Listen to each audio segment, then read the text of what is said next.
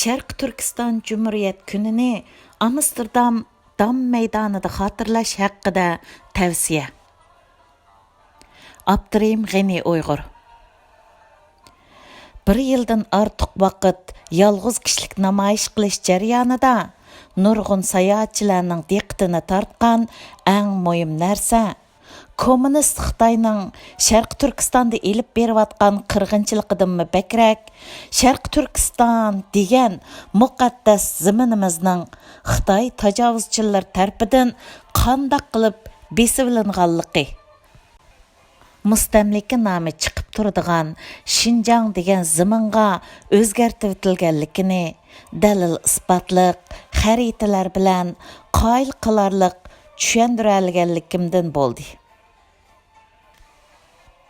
Chet ellarda yashayotgan vatanparvar qarindoshlarimiz tarafidan yaqinqi zaman tariximizda qurilgan milliy mustaqillik davoyimizning mash'ili bo'lgan ikki qatimliq Sharq Turkiston Cumhuriyet kuni har xil shakllarda xotirlanib kelmoqda.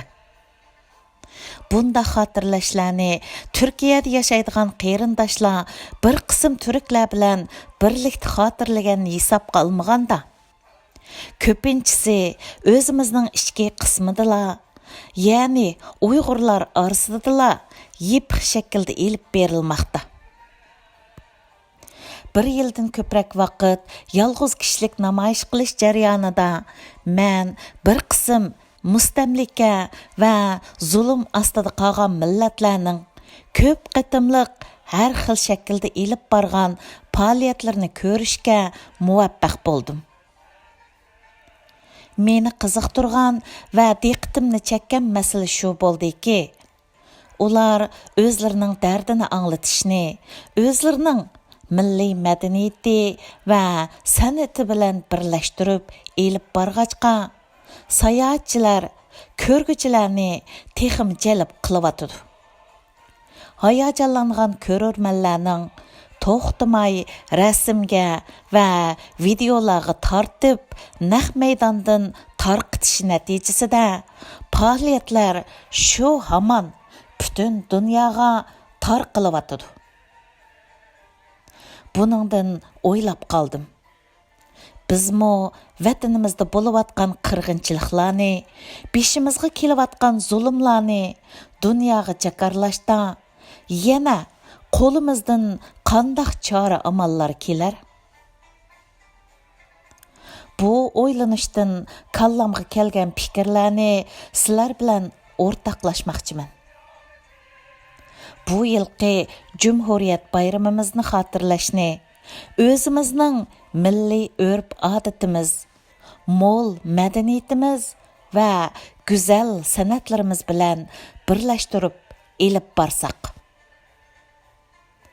Bu yolg'iz meningli qo'limdan keladigan ish emas, albatta. Ish birlikda, kuch o'mlikda degandek, barliq Sharq Turkistonlik qarindoshlarning va tashkilotlarning yaqindan hamdamda bo'lishi, naqshi usul muzikalarda ipi bor qarindoshlarning qo'lidan nima kelsa shuni qilib, birlikda kuch chiqarishi va yordamda bo'lishi, qo'llab quvvatlashi bilan ro'yobga chiqqisi. Tövanda faoliyatning qisqacha ahvoli ustida to'xtalaman. Birinchi, bayroq chiqarish murosimi. 10 Uyg'ur 5dan 2 guruh bo'lib, ay yulduzliq ko'k bayrog'imizni ko'tarib ma'udi. Ondan hammaylar birlikda Sharq Turkiston istiqlol marshini o'qiymiz.